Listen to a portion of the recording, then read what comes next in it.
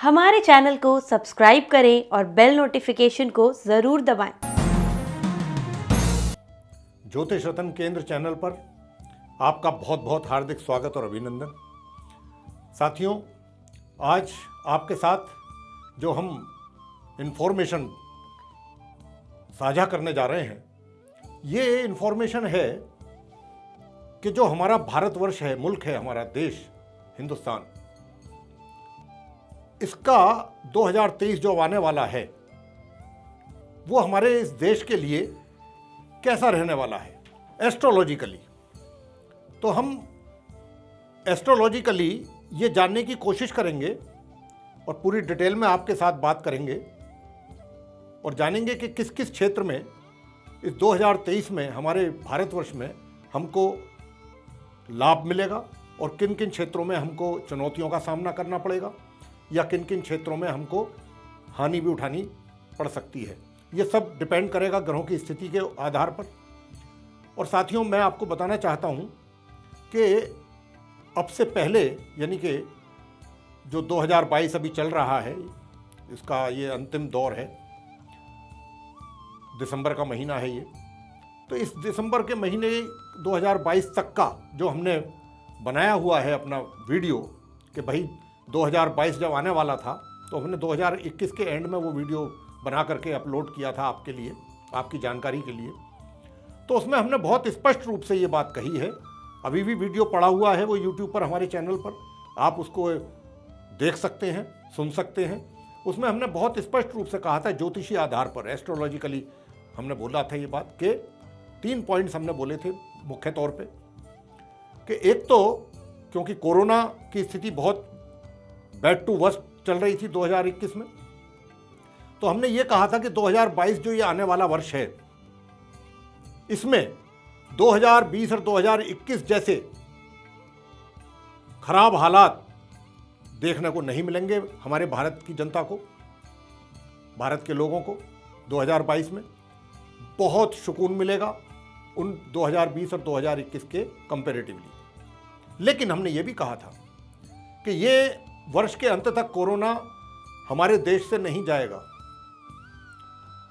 उसकी इंटेंसिटी कम हो जाएगी और जितनी नंबर ऑफ डेथ्स या जितना लोग सफ़र कर रहे हैं उसमें भारी मात्रा में कमी भी देखने को मिलेगी वर्ष 2022 में। हमने ये बात कही थी और बिल्कुल जैसा हमने कहा था एस्ट्रोलॉजिकली वही चीज़ें सामने आई हैं। आप वीडियो, हम फिर दोबारा कह रहे हैं, ये बात पड़ा हुआ है यूट्यूब पर, आप उसको अभी देख सकते हैं। दूसरी बात हमने ये कही थी कि इंडिया की जो इकोनॉमी है वो, उसकी जो ग्रोथ है वो अच्छी रहेगी, बढ़िया रहेगी, इकोनॉमिकली ग्रो करेगा इंडिया। तो आप सभी ने देखा है और सुना है और आप जानते हैं कि इंडिया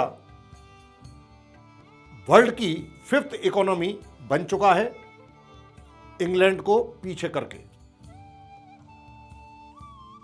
तो ये बात भी जो हमने बोली थी उसका सत्य और उसका प्रमाण आपके सामने है। तीसरी बात हमने कही थी, क्योंकि कोरोना के कारण इंस्टीट्यूशंस, कॉलेजेस, स्कूल, ये सब बहुत सफ़र कर रहे थे, बंद थे। बच्चे चाहे वो छोटी क्लासेस के रहे हों, चाहे वो बड़ी क्लासेस के हों, चाहे हायर एजुकेशन के हों, उनकी एजुकेशन प्रॉपरली नहीं चल पा रही थी क्योंकि उनके कॉलेजेस वगैरह जितने भी थे, इंस्टीट्यूशंस वगैरह थे, वो सब बंद पड़े थे, या फिर ऑनलाइन एजुकेशन का सिलसिला चल रहा था जो कि सक्सेस नहीं हुआ। उसमें भी बहुत प्रॉब्लम्स फेस करनी पड़ी स्टूडेंट्स को।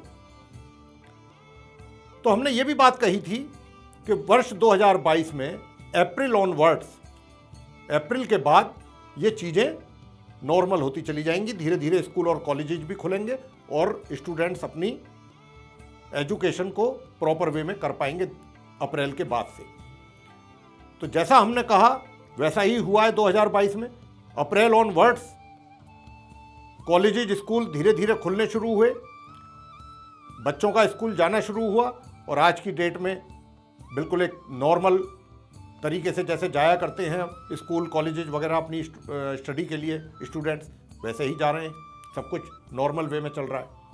हालांकि कोरोना के केसेस अभी भी आ रहे हैं, हालांकि बहुत उसकी जो मात्रा है वो बहुत कम है, लेकिन है अभी भी। तो इसी का हम परिप्रेक्ष्य में बात करने वाले हैं आपसे। अब जो हमारी बात होने जा रही है, ये होने जा रही है वर्ष 2023 हमारे भारतवर्ष के लिए कैसा रहेगा।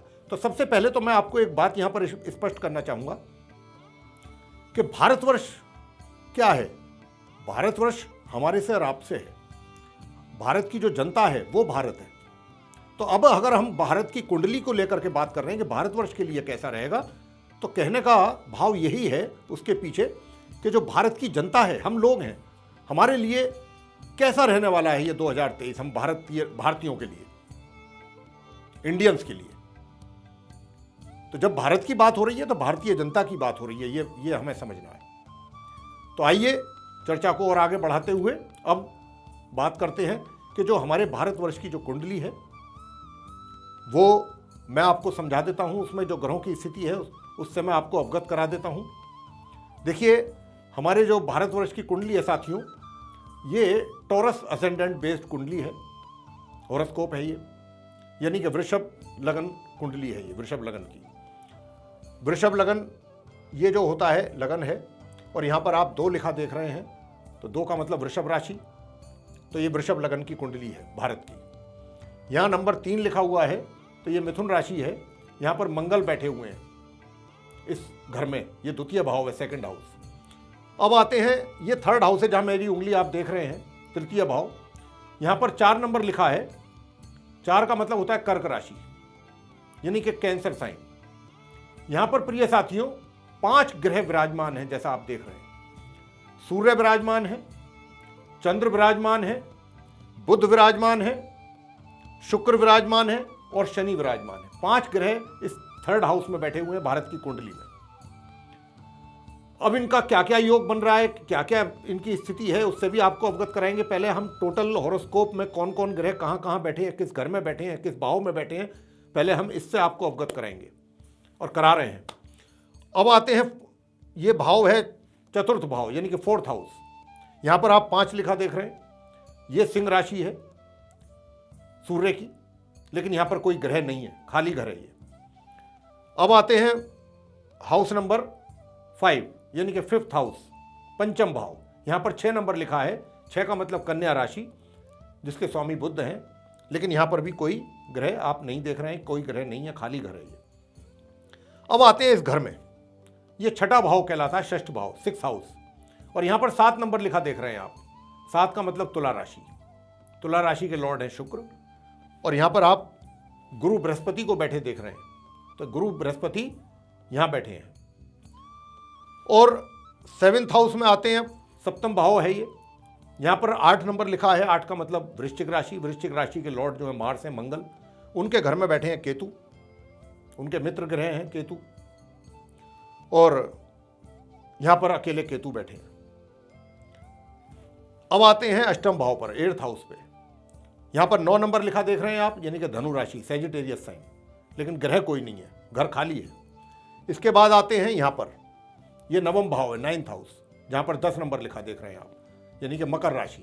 यहाँ मकर राशि है, जिसके लॉर्ड शनिदेव है। ये भी घर खाली देख रहे हैं आप, यहाँ पर भी कोई ग्रह नहीं है साथियों। अब आ जाते हैं यहाँ 10th हाउस में, 10म भाव। यहाँ पर आप 11 नंबर लिखा देख रहे हैं। 11 का मतलब होता है कुंभ राशि, यानी कि एक्वेरियस साइन, उसके स्वामी भी शनिदेव है। तो यहाँ पर भी कोई ग्रह नहीं है, ये घर भी खाली जा रहा है। इसके बाद आते हैं 11th हाउस पे, एकादश भाव में। यहाँ पर 12 नंबर लिखा हुआ है, जो कि मीन राशि है। ये भी घर खाली है साथियों, यहाँ पर भी कोई ग्रह नहीं है। और अंत में आते हैं द्वादश भाव, 12th हाउस में, जहाँ पर 1 नंबर लिखा है। 1 का मतलब मेष राशि, मेष राशि के लॉर्ड मंगल है, तो ये मंगल की राशि है यहाँ, लेकिन ग्रह यहाँ पर भी कोई नहीं है। अब आ जाते हैं लगन भाव में, जहाँ 2 नंबर लिखा है, वृषभ राशि। और यहाँ बैठे हैं राहु। राहु अपने मित्र के घर में, मित्र राशि में बैठे हुए हैं यहाँ पर, और कोई ग्रह नहीं है दूसरा इनके साथ। तो ये है भारत की कुंडली की ग्रहों की स्थिति, उससे अभी हमने आपको अवगत कराया है। अब हम आगे बात करेंगे कि कुंडली के अंदर क्या योग बन रहे हैं, क्या ग्रहों की स्थिति के आधार पर क्या ग्रह कहते हैं, और बातचीत करते करते हम आपके साथ इस विषय पर आएंगे कि भाई 2023 फाइनली इन ग्रहों के और इस कुंडली के आधार पर हम सभी के लिए, भारतीयों के लिए, भारतवर्ष के लिए कैसा रहेगा भिन्न भिन्न क्षेत्रों में, डिफरेंट डिफरेंट फील्ड्स में। इसकी बात हम आपसे करेंगे। तो सबसे पहले जैसा कि मैंने कहा कि देखिए यहां राहु बैठे, यहां केतु बैठे, तो ये जो कुंडली है 100% काल सर्प योग की कुंडली है साथियों। सबसे पहली बात तो ये है। दूसरी बात, ये जो यहां 5 ग्रह बैठे हुए हैं, इसमें यहां पर सूर्य, चंद्र, बुध, शुक्र और शनि, तो इसमें शनि जो है वो अस्त है, कंबस्ट पोजीशन में है, और शुक्र भी कंबस्ट पोजीशन में है। 2 ग्रह अस्त हैं। और क्योंकि चंद्रमा भी यहां बैठे हैं, तो चंद्रमा इस घर के लॉर्ड हैं, अपने ही घर में बैठे हैं, अपने स्वयं घर ही होके। लेकिन क्या है कि अपने शत्रु ग्रह शनि के साथ भी बैठे हैं, वो सम ग्रह शुक्र के साथ बैठे हैं, और सम ग्रह बुध के साथ भी बैठे हैं, और मित्र ग्रह सूर्य के साथ बैठे हैं। तो यहां चंद्र और शनि का विष योग भी बना है, और यहां पर अधम योग भी का भी निर्माण हो रहा है। अधम योग जब बनता है कुंडली में, तो इसका हम बता दें आपको कि ये किसी की भी कुंडली में हो, किसी भी जातक की, ये अच्छा नहीं होता। कहने का भाव ये है, किस रूप में अच्छा नहीं होता, कि अगर आपके कुंडली में कुछ ग्रह ऐसे हैं जिनका अच्छा राजयोग बना रहे हैं, तो उनके वजह से आपको कुछ अच्छे परिणाम प्राप्त होने चाहिए जीवन में। लेकिन जब अधम योग होता है, तो उन सभी सुखों में या जितने भी अच्छे रिजल्ट्स मिलने होते हैं, उनमें ये कमी करता है जातक की। तो यहाँ पर तो इंडिया की कुंडली में अधम योग, तो ये शुभ योग नहीं माना जाएगा। हालांकि यहाँ पर कुछ और दूसरे राजयोग बने हुए हैं, जो कि सूर्य बुध का एक बड़ा सुंदर बुधादित्य राजयोग बना हुआ है। यहाँ पर बुध और शुक्र का बहुत बढ़िया राजयोग बना हुआ है, सूर्य शुक्र का बना हुआ है। इस प्रकार से शुक्र शनि का भी बना हुआ है। तो कई राजयोग का निर्माण यहां पर हो गया है इस तृतीय भाव में। हालांकि ये जो भाव है, इसको ज्योतिषीय भाषा में इसको शुभ घर नहीं माना गया है, ये अशुभ घर माना जाता है, और इसको त्रिशडाय भाव कहते हैं। तो यहां पर जो ग्रहों की स्थिति है, कुछ पापी ग्रह भी बैठे हैं, कुछ नेचुरल जो शुभ ग्रह हैं, ऑस्पिशियस प्लैनेट्स हैं, वो भी बैठे हैं यहाँ। तो स्थिति कुछ इस प्रकार है। और अब आपको बता दें कि इनका जो महादशा है इस समय इस कुंडली के आधार पर, वो चंद्रमा की चल रही है। और चंद्रमा की ये महादशा साथियों 11 सितंबर 2015 से आरंभ हो चुकी है, और ये समाप्त होगी 11 सितंबर 2025 को। यानी कि 2022 समाप्त होने पर है, 2023 आ गया। कहने का मतलब यह है कि 2023, 2024 यानी कि 2 वर्ष तो यही हो गए, 2 वर्ष 9 माह तकरीबन, इतना समय अवधि चंद्रमा की महादशा की अभी रहती है लगभग। और अभी जो अंतरदशा उसमें चल रही है, जो सब पीरियड चल रहा है, ये चल रहा है केतु का। और केतु की जो अंतरदशा है, ये कब से आरंभ हुई है? ये इसी दिसंबर की 11 तारीख से आरंभ हुई है। और ये कब तक चलेगी? ये चलेगी मेरे प्रिय साथियों 11 जुलाई 2023 तक। जो आने वाला वर्ष है 2023, उसकी 11 जुलाई तक, तकरीबन कह सकते हैं 6.25 साढ़े छः महीने। और अभी जो रहता है टाइम केतु की अंतरदशा का चंद्रमा की महादशा में। और चंद्रमा जो है पुष्य नक्षत्र में है कुंडली में, जो कि पुष्य नक्षत्र के जो लॉर्ड हैं वो शनि है, और शनि के नक्षत्र में है, अपने शत्रु के नक्षत्र में है। और जो केतु हैं वो भी अनुराधा नक्षत्र में है, और अनुराधा नक्षत्र के भी लॉर्ड जो है वो सैटर्न यानी कि शनि है, तो वो भी अपने शत्रु नक्षत्र में है केतु। अब बात कर लेते हैं चंद्रमा और केतु की। चंद्र और केतु भी आपस में एक दूसरे के परम शत्रु हैं, और चंद्रमा की स्थिति जैसा कि मैं यहां कह भी चुका हूं कि कुछ अच्छी नहीं है। चंद्रमा के कारण अधम योग का भी निर्माण हुआ है, हालांकि स्वयग्रही जरूर है ये। तो यहां पर अब रिजल्ट्स किस प्रकार के निकल करके आने चाहिए, अब मैं आपको यहाँ पर दूसरी बात एक और बताना चाहूँगा रिजल्ट्स की बात करने से पहले, कि ये जो चंद्रमा है केतु के साथ अपने शत्रु ग्रह के साथ नवांश में जाकर के ये छठे भाव में बैठ गए, सूर्य की राशि सिंह में। दोनों शत्रु ग्रह एक साथ बैठ गए हैं पापी घर में, अशुभ घर में, छठे भाव में। हालांकि चंद्रमा वहां अपने मित्र की राशि में है, लेकिन जो केतु हैं वो अपने शत्रु के साथ बैठे हैं, शत्रु के घर में बैठे हैं, और दोनों आपस में एक दूसरे के शत्रु हैं। और वहां पर चंद्रमा जो है नवांश में पंचम भाव के लॉर्ड हैं। तो ये स्थिति जो है ग्रहों के आधार पर अब किस प्रकार के रिजल्ट्स निकल करके आते हैं, अब हम इसके विषय में बात करेंगे आपसे साथियों। तो देखिए, पहली बात तो ये है, जहां तक रिजल्ट्स का सवाल है, कि मैंने जैसा भी शनि की बात कर रहा था मैं, इस कुंडली में शनि जो है वो राजयोगकारी ग्रह हैं। लेकिन राजयोगकारी ग्रह तो हैं, लेकिन अस्त हैं, पोजीशन उनकी भी कमजोर है।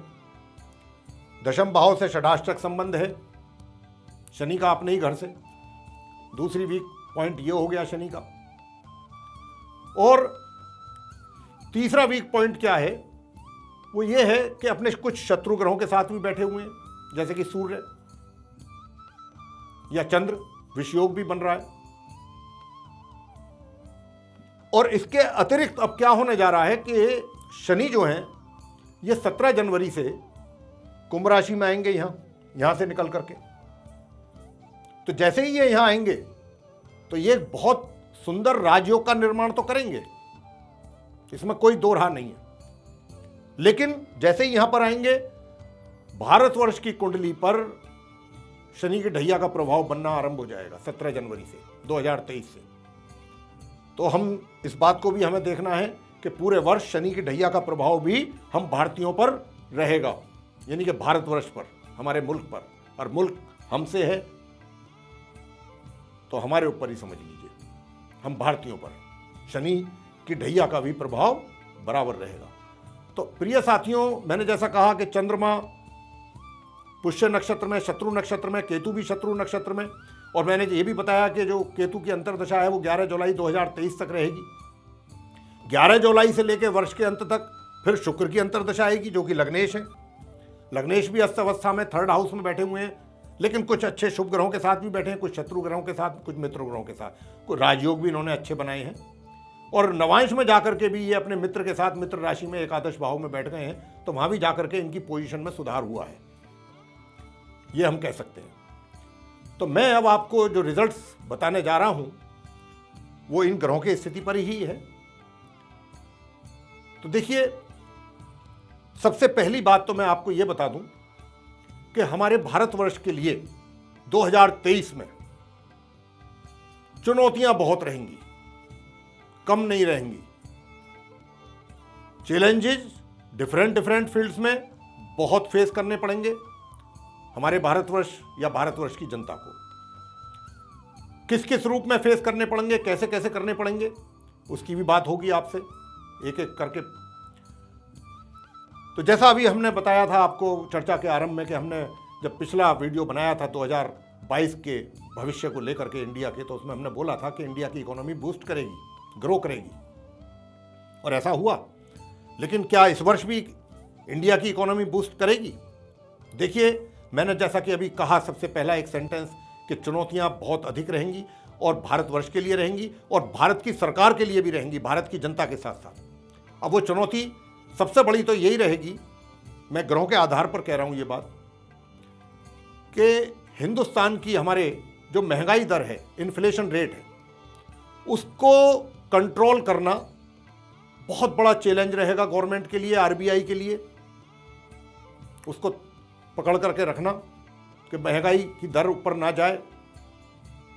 और कुछ तो इसके पीछे आप देख रहे हैं कि जो बाहर के जो और मुल्क हैं जहाँ पर लड़ाइयाँ वगैरह चल रही हैं, वॉर चल रहा है, तो उनका भी इफेक्ट आ ही रहा है डायरेक्ट और इनडायरेक्टली। जो हमारी महंगाई जिसके कारण इन्फ्लेशन बढ़ रहा है, बीच बीच में कभी कंट्रोल हो जाता है, कभी अप्स एंड डाउन हो रहा है। लेकिन अभी तो फिलहाल क्या कहते हैं, महंगाई थोड़ा सा दिखा रहे हैं कि कंट्रोल्ड है, लेकिन ये कुछ आंकड़े ही कह रहे हैं, वैसे तो लगता नहीं है। डाटा के हिसाब से तो नहीं लगता। तो प्रिय साथियों, अब क्योंकि चंद्रमा मैंने जैसा बताया था कि यहाँ बैठे हुए हैं बाकी 4 ग्रहों के साथ, तो ये तीसरा जो घर है, थर्ड हाउस, ये बहुत चीज़ों के लिए देखा जाता है। मुख्य तौर पे जैसे कि कम्युनिकेशन,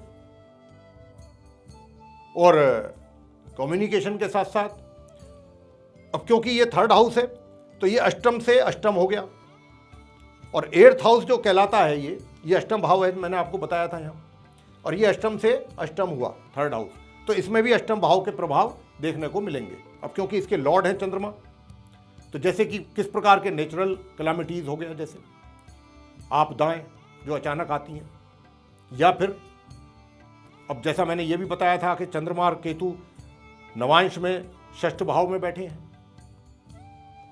तो अचानक कोई बीमारियां जैसे कि आ जाती हैं, वायरस के रूप में आ जाती हैं, या जैसे कि डेंगू हो गया या और कई किस्म के वायरस हैं, तो उसके भी पूरे चांसेस हैं कि वो भी हमारी इंडियन जो पब्लिक है उसको ये सब चीज़ें फेस करनी पड़ेंगी इस वर्ष। नेचुरल कैलामिटी की मैं बात कर ही चुका हूँ, कैलामिटीज़ की, और डेथ रेट भी यहाँ से देखा जाता है। अब क्योंकि ये अष्टम से अष्टम है, मैं बार बार यही बोल रहा हूँ, तो डेथ रेट का भी, तो नंबर ऑफ डेथ्स हालांकि जो पूर्व में हमने देखी हैं उसमें तो कमी आएगी, लेकिन हैं क्योंकि इन्हीं के कारण यही जो बीमारियाँ जो आएंगी, या जैसे फ्लड आता है नेचुरल कैलामिटीज़ में, तो यही सब चीज़ें होती हैं, तूफ़ान है, साइक्लोन है, इस तरीके की चीज़ें हैं, तो उसमें जो नुकसान होता है वो इस बार भी उसकी पूरी संभावना है, उससे हम इनकार नहीं कर सकते। और भारत सरकार के लिए सबसे बड़ी चुनौती रहेगी पूरे वर्ष महंगाई को कंट्रोल करके रखना। दूसरी बात अब कर लेते हैं कि फॉरेक्स रिजर्व, जो हमारा फॉरेन एक्सचेंज रिजर्व है, वो $600 बिलियन से प्लस था, जो कि आज रिड्यूस होते होते $530 बिलियन अप्रॉक्सीमेटली आ गया है। तो ये जो संकेत हैं अच्छे नहीं हैं, ग्रहों के आधार पर कह रहे हैं ये बात, और अभी ये अगले 5-6 महीने इनको मैनेज करना गवर्नमेंट के लिए काफ़ी मुश्किल काम होगा। उनके लिए बहुत सारी चुनौतियां हैं जो उनको फेस करनी पड़ेंगी। ऊपर से पॉलिटिकल एटमॉस्फेयर भी, वो भी भारत सरकार के लिए एक चैलेंज होगा। जो भारत सरकार की अपनी नीतियां हैं विकास से रिलेटेड, डेवलपमेंट से रिलेटेड, वो भी कहीं ना कहीं किसी ना किसी रूप में इफेक्टेड होंगी, उन पर भी प्रभाव पड़ेगा। अब आ जाते हैं रोजगार पर। अब क्योंकि मैंने जैसा कहा कि शनि यहां आएंगे, 17 जनवरी से पूरे वर्ष बैठेंगे यहां, दशम भाव है, राजयोगकारी ग्रह हैं, और यहां आकर के बैठेंगे, तो स्वाभाविक तौर पे मैं कह सकता हूं कि रोजगार के अवसर बढ़ेंगे, और ये रोजगार के अवसर जो हैं निचले स्तर पर भी बढ़ेंगे। जो गरीब तबका है उनको भी मौके मिलेंगे, और जो एजुकेटेड पॉपुलेशन है हमारे यहाँ की, जो वेल क्वालिफाइड या क्वालिफाइड पॉपुलेशन है, उनको भी रोजगार के अपॉर्चुनिटीज, एम्प्लॉयमेंट की अच्छी अपॉर्चुनिटीज मिलेंगी इस वर्ष as compare to previous year. और अब बात कर लेते हैं, क्योंकि ये जो घर है कम्युनिकेशन का मैंने बताया, साथ ही ये पड़ोसी देशों के साथ संबंध का भी घर है, थर्ड हाउस। तो मेरे प्रिय साथियों, अभी जैसा कि फिलहाल हाल में ही तवांग में जो इंसिडेंट हुआ है हमारे इंडियन सोल्जर्स और चाइनीज सोल्जर्स के साथ जो हुआ है बीच में ये, और उसमें चाइनीज को पीछे हटना पड़ा, काफ़ी वो मतलब उनकी पिटाई वगैरह भी काफ़ी अच्छी हुई वहाँ पर। तो ये जो पोजीशन है हमारी इंडिया की बॉर्डर पे, मैं ये कहना चाहता हूँ ग्रहों के आधार पे, देखिए टेंशन तो पूरे वर्ष रहेगी बॉर्डर पे, ग्रह ये कहते हैं पूरे वर्ष टेंशन रहेगी, लेकिन टेंशन रहना अलग बात है, वॉर लगना अलग बात है। वॉर के कोई चांसेस मुझे ग्रहों के आधार पर बिल्कुल नजर नहीं आते हैं इस वर्ष भी। कहने को कोई चैनल कुछ कहता रहे, कोई यूट्यूब पे कोई वीडियो बना करके कुछ भी डालता रहे कि थर्ड वर्ल्ड वॉर होगा और फलाना होगा और इंडिया की चाइना के साथ लड़ाई होगी, कोई लड़ाई नहीं होगी। प्रिय साथियों, ग्रह यही बोल रहे हैं। और दूसरी बात, टेंशन से हम इनकार नहीं कर रहे। बॉर्डर पे चाहे वो LAC हो चाहे वो LOC हो, दोनों जगहों पे टेंशन बराबर रहेगी। लेकिन सबसे अच्छी बात यह है हम इंडियंस के लिए कि इंडिया बॉर्डर पे डोमिनेट करेगा, डोमिनेटिंग पोजीशन में रहेगा पूरे वर्ष। यह सबसे अच्छी बात है हमारे लिए। बेशक चाइना कितना ही डेवलपमेंट कर ले अपने LAC के उस तरफ 200-250 किलोमीटर की रेंज में, चाहे वो एयर बेस अपना क्रिएट कर ले या कुछ और भी कर ले या टनल वगैरह बना ले, जो मर्जी कर ले, बावजूद इन सब चीज़ों के इंडिया बहुत डोमिनेट करेगा बॉर्डर पर। यह बात आप नोट कर लीजिए। और कोई लड़ाई के चांसेस नहीं है, कोई किसी भी तरीके के। जो भी चीज़ें होंगी वो बातचीत के जरिए ही सुलझाई जाएंगी।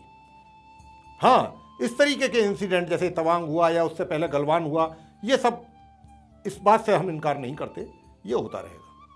लेकिन बार बार कह रहे हैं, बार बार कहेंगे कि इंडिया ही डोमिनेट करेगा बॉर्डर पर, चाहे वो कोई भी कंट्री हो उसके साथ। ये बहुत प्लस पॉइंट रहेगा हमारे इंडिया के लिए। इंटरनेशनली कैसा रहेगा इंडिया की पोजीशन, तो उसमें भी इंडिया डोमिनेट करेगा। अभी हाल फिलहाल में ही, यूं तो पूरा वर्ल्ड जो है, पूरे वर्ल्ड के बड़े कंट्रीज इंडिया को सपोर्ट कर रहे हैं, और सुरक्षा परिषद में भी, सिक्योरिटी काउंसिल में भी 5 बड़े मुल्क उन्होंने इंडिया की परमानेंट सीट के लिए उसको सपोर्ट किया है, जिसमें कि आपके अमेरिका है, रशिया है, इंग्लैंड है, फ्रांस है और UAE है।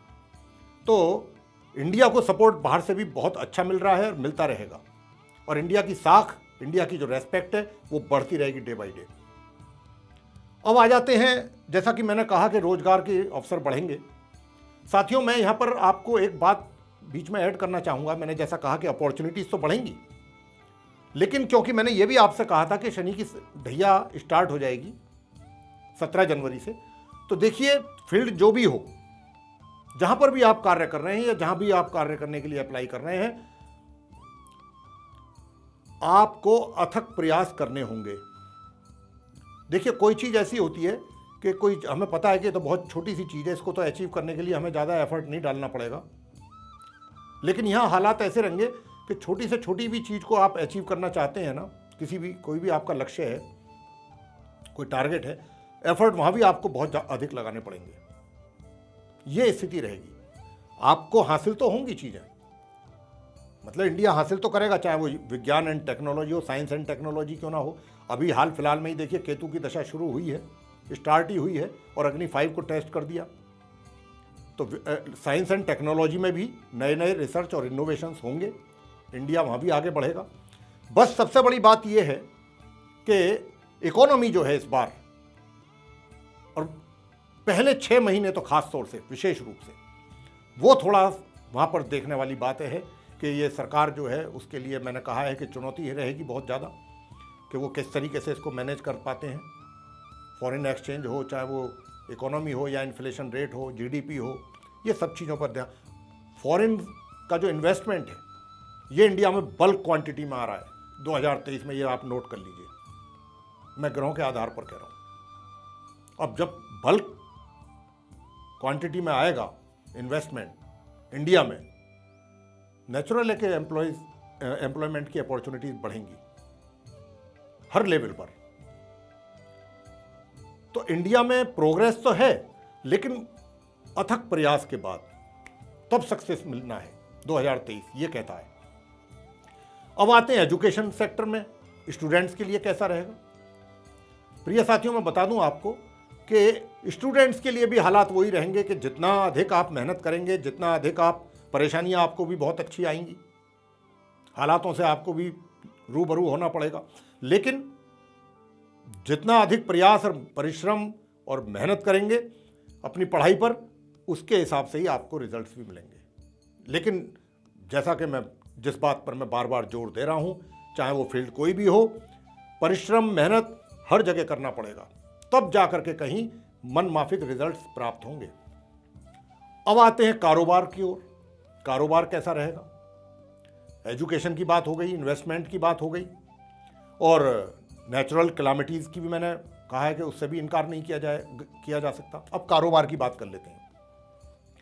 प्रिय साथियों, मैं आपसे बताना चाहूँगा कि इस जनवरी से लेकर के और 12 मार्च तक का जो समय है, मैं आपको डेट बता रहा हूँ, इसमें हमारे इंडिया का जो कारोबार है उसमें ग्रोथ अच्छी रहेगी। लेकिन 12 मार्च से लेकर और 10 मई तक के बीच का जो टाइम है, इसमें हमारी इकोनॉमी, इसमें हमारा व्यापार, बिजनेस, कारोबार, ये कहीं ना कहीं डिक्लाइन करेगा।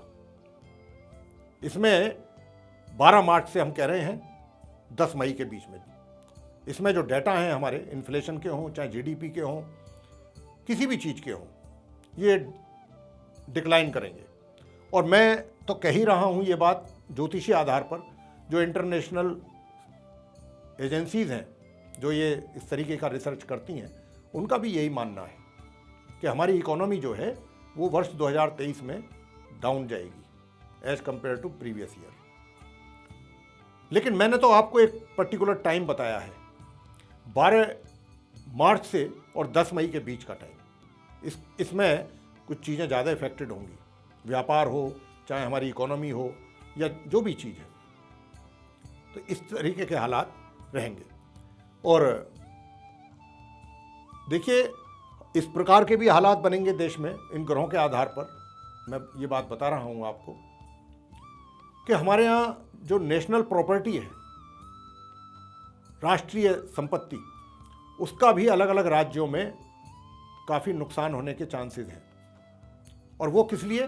वो पॉलिटिकल जो एटमॉस्फेयर है उसके बिगड़ते हुए बीच बीच में ऐसे भी हालात बनेंगे कि जिसके कारण नेशनल प्रॉपर्टी भी, उसको भी लॉस होगा।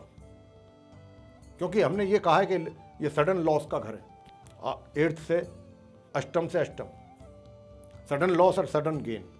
तो सडन गेन भी मैंने आपको बता दिए हैं कि अभी जो चल रहा है, कारोबार धंधे सब ठीक हैं, अच्छी स्थिति में हैं, लेकिन 12 मार्च से 10 मई के बीच में ये डिक्लाइन होंगे।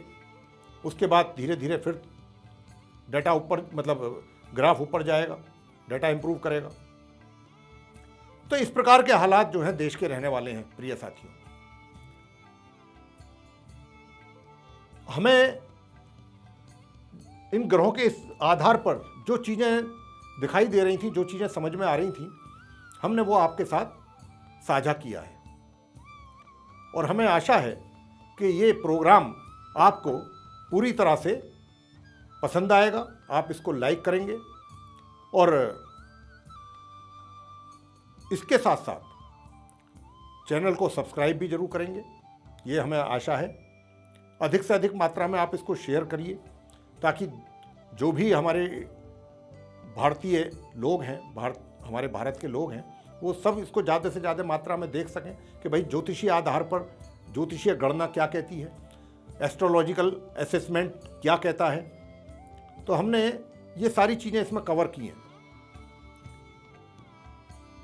तो इसी के साथ हम आपसे बस इतना ही आशा रखते हैं कि यदि आप चाहते हैं कि हमारे वीडियोस आने वाले टाइम में जो भी एस्ट्रोलॉजी के ऊपर बनते हैं उनकी सबकी नोटिफिकेशंस और वे सारे वीडियोस समय रहते सीधे आप तक पहुंच पाएँ, तो आप जो ये बेल आइकन देख रहे हैं इसको ज़रूर पुश कर दें। इसी के साथ बहुत बहुत धन्यवाद।